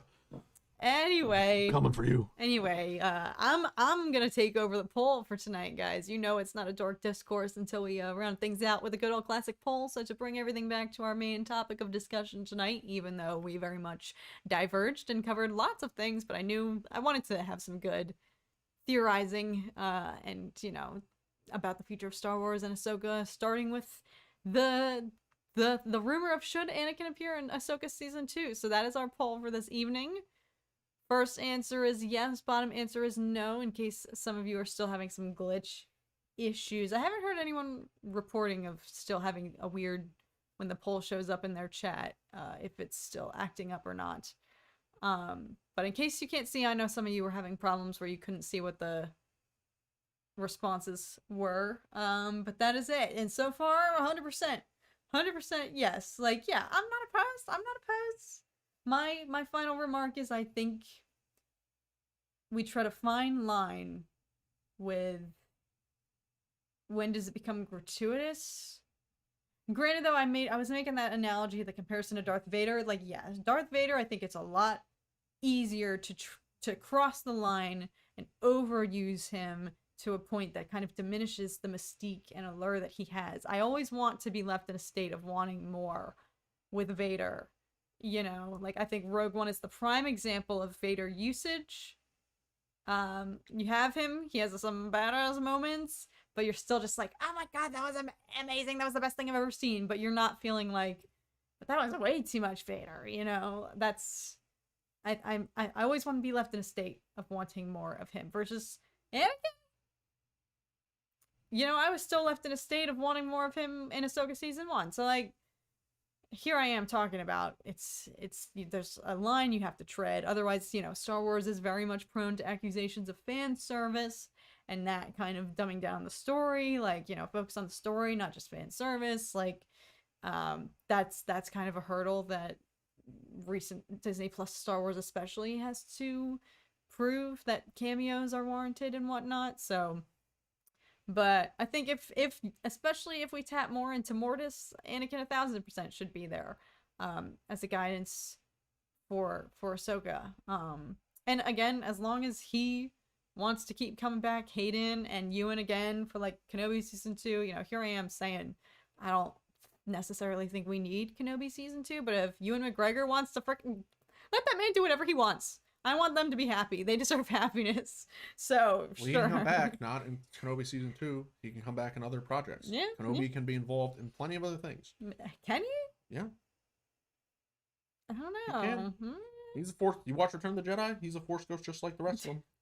Anakin shows up as young Anakin. Old Ben looks at him and is like, you can do that?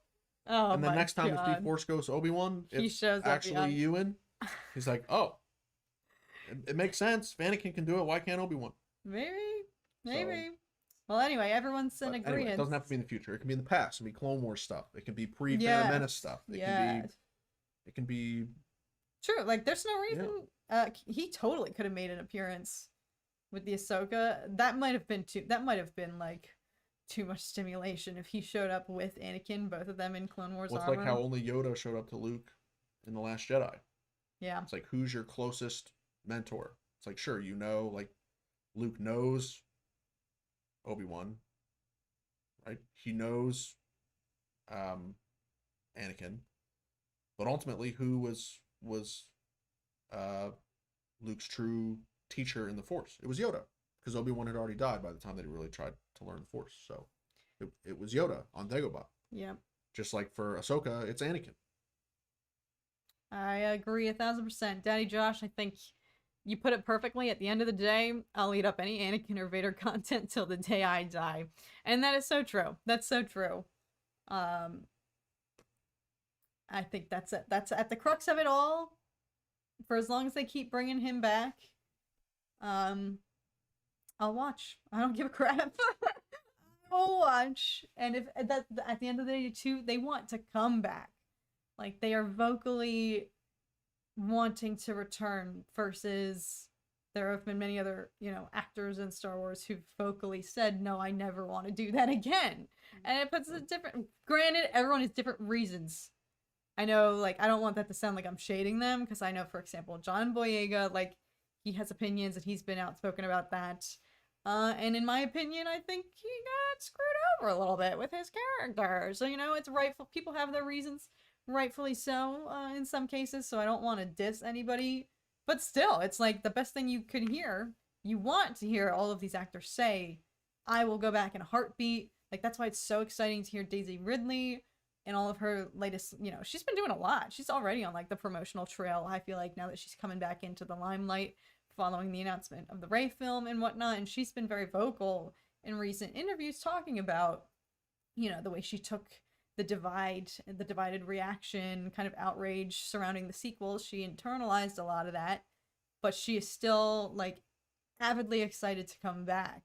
You know, it's been, I'm actually glad that she's out and she's, like, talking. She, like, dropped off the face of, like, social media and stuff like that for a while following the sequels. Probably during all of that was a tough period of time for her, so I'm glad that she's out sharing her experience, and expressing how excited she is to reprise her role and how much it meant to her to, like, be at Celebration this year and receive the reception that she did. So that's what you want. That's all you can hope for with everybody who is involved in Star Wars.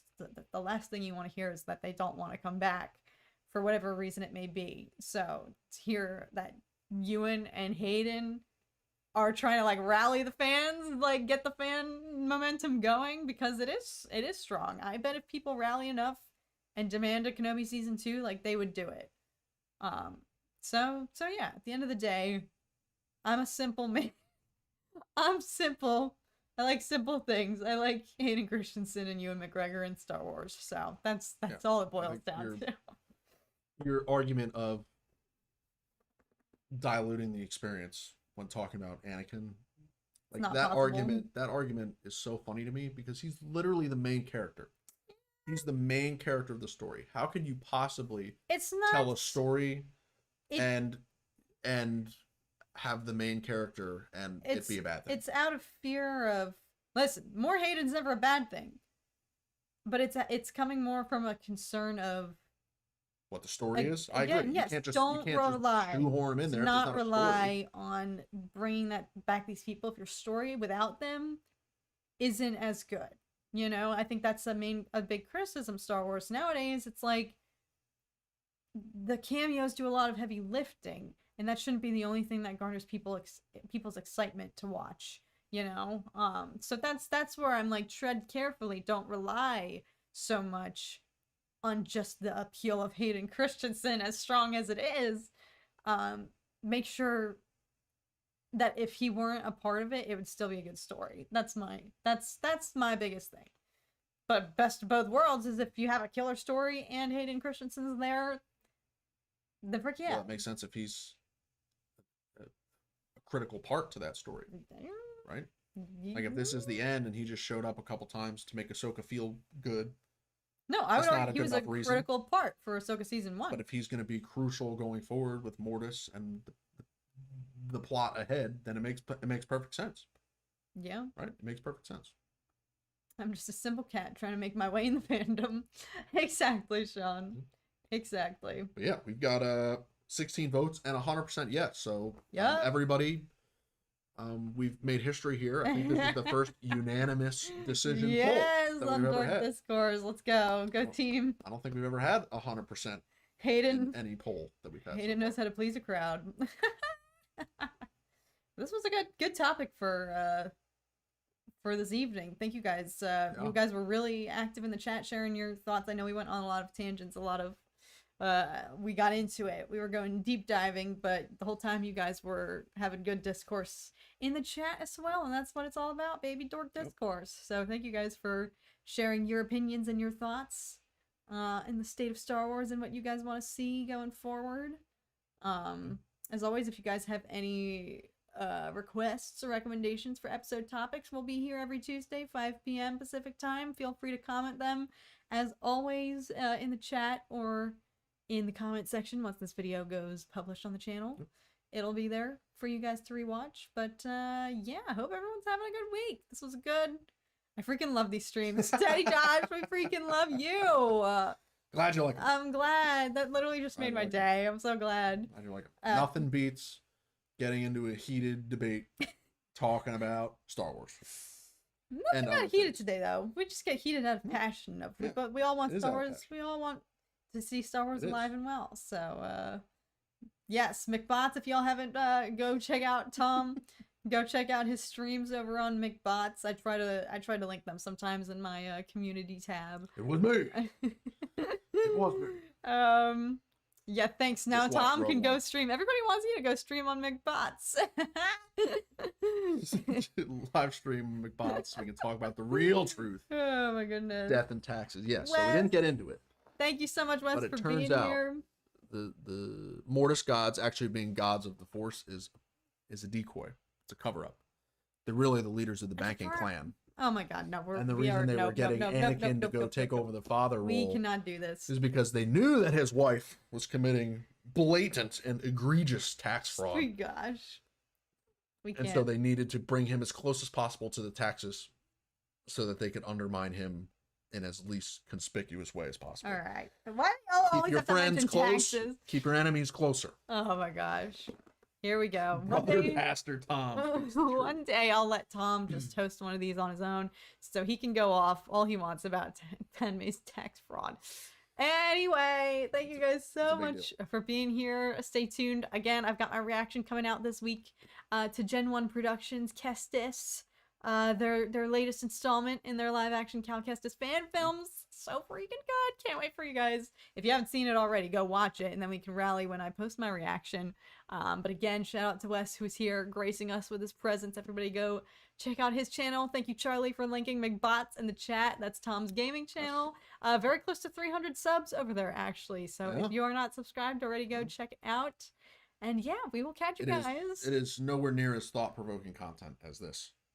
Not all content has to be. It is pretty much subpar gaming and having a good time. Yep. With little to no brain effort for either myself or anybody who's watching.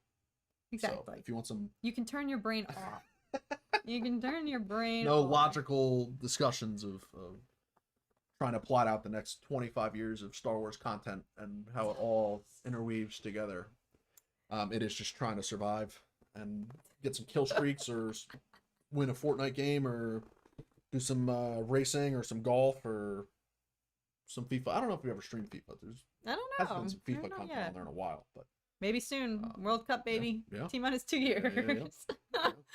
Well, thank you guys so very much for watching. You guys are epic. Thank you for being here. Hope you guys have a great rest of your day, night, morning, evening, 3 a.m., wherever it is, where you may be. And we'll see you guys again very, very soon. Brain off savage, drool monkey. Yeah.